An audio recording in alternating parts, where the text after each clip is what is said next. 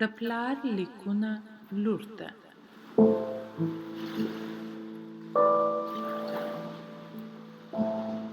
لیکوال جواهرلال نهرو.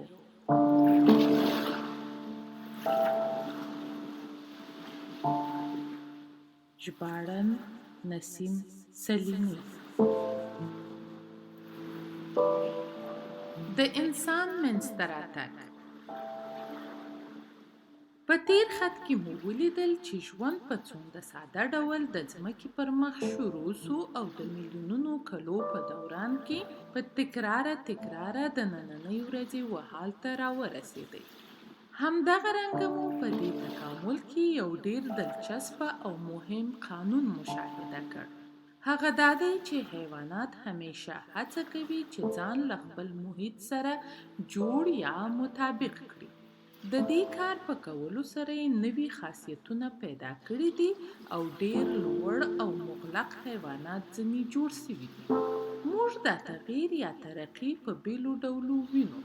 د مثال په ډول تر هر څه مخکې داسې حیوانات پیدا شول چې هډوکي یې نه درلودل، خو ځکه چې دغه حیواناتو اوږد ژوند نسوی کولی نو یې هډوکو ته وده ورکړه، یعنی هډوکي وکړل.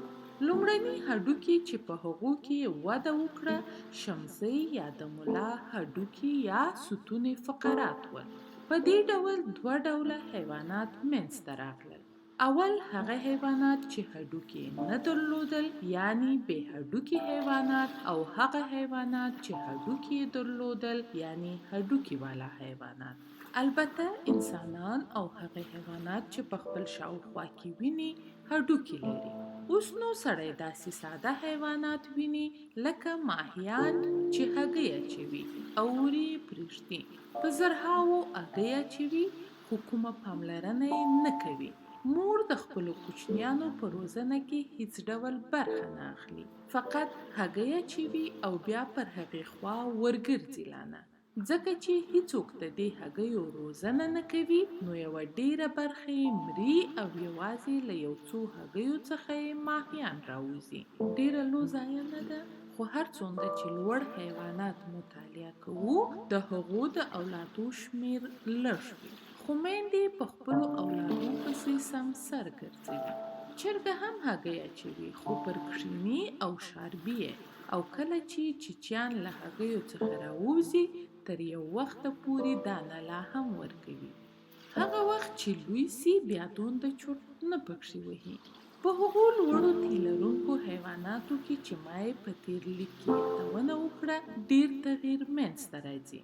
دا حیوانات لکه سپیان، پیشیانې او سویانې هګۍ نه اچوي، خو میندې هګۍ په ځان کې دننه ساتي او پوره پاخه کوچنیانې زیږي.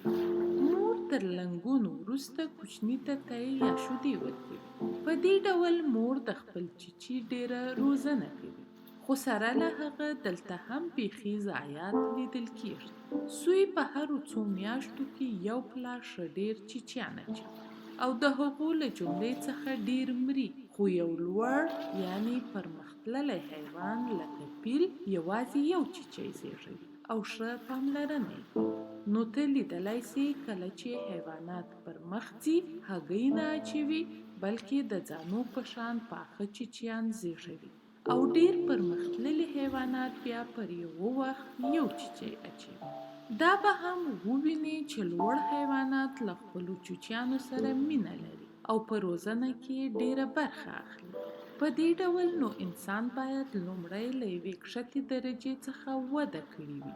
لومړنی انسان به په مشکله دغسې خلک ول لکه موږ یې چې اوس پیژنو. هغو به ښایي نیم بیزوګیان او نیم انسانان ول. ستا په یاد دی چې یو وخت د جرمني په هایدلبرګ نومي ښار کې د یو پروفیسر لیدو ته راسره ولاړې. هغه موږ ته د فوسیلونو یو موزیم په تیره بیا یوه ککرۍ یا جمجمه چې په ډیر احتیاط یې په تجرۍ کې ساتلې وه راښکاره کړه. هغه ککرۍ د یو پخواني انسان وه. هغه جمجمه هایدلبرګ ته نږدې د کیندنو په نتیجه کې پیدا شوې وه، ځکه یې نو موږ د هایدلبرګ د سړي په نامه بولو. البته چې په هغو زمانو کې هایدلبرګ یا کوم بل ښار وجود نه درلود. په هغو پخوا وختو کې چې لومړنیو انسانانو ژوند کاوه هوا ډیره سړه وه.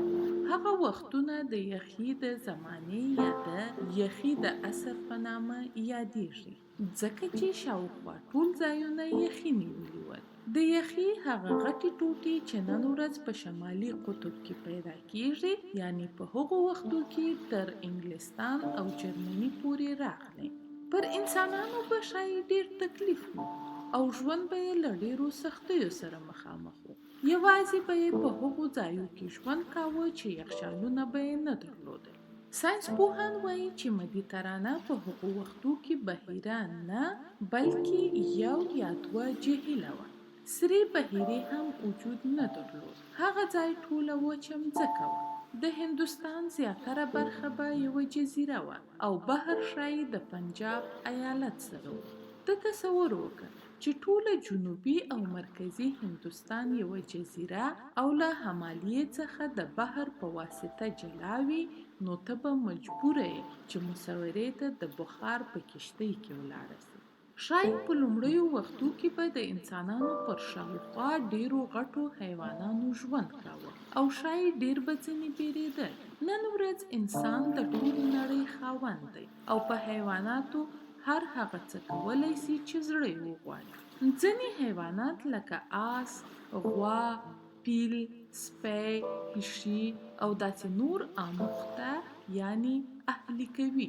ځینې خوري او ځینې بیا لکه پړانګ او زمری د ساتیرۍ لپاره ولي یا یې ښکاروي.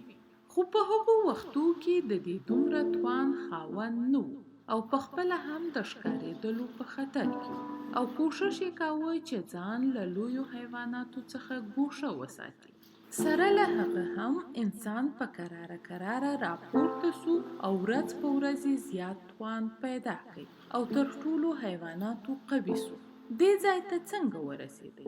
په جسماني قوت نه دی رسېدلی، ځکه چې پیل تر دې ډیر زورور دی، بلکې د ذهن په قوت ورسېدی.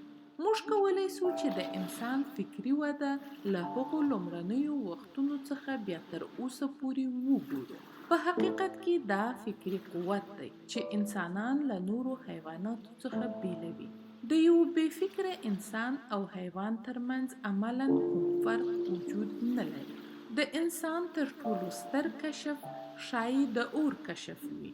موږ اور په ګوګړو یا اورلګیتو بلوو، خو اورلګیت یا ګوګړ یو بیخي نوی شی دی.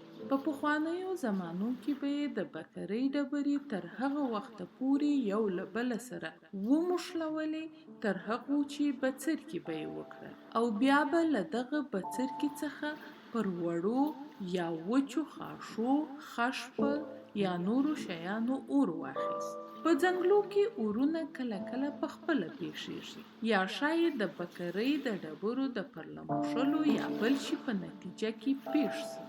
حیواناتو دونه هوښیاري نه درلوده چې له دې پیښو څخه اخیسته یا زده کړه وکړي، خو انسان تر هغو هوښیار و. هغه د اور ګټه ولیده. اور هغه په ژمي کې تاوده ساتل او د هغو دښمنان غټ حیوانان یې بیرول. نو هر وخت چې په اور یو ځای بل سو، نارینه وو او ښځو به د وچو بلګو یا پاڼو د پرله اچولو په واسطه بل ساتي. هغو نه غوښتل چې اور مړ سي. بیا به یې نو ښایي په کراره دا زده کړي وي چې دوی پخپله هم کولی سي چې اور بل کړي. دا یعنی اور د هغو لپاره یو ستر کشف و او دوی یې پر نورو حیواناتو قوي کړل. بارانو د انسانانو لپاره د دنیا د خاوند کېدلو لار خلاصه سوه.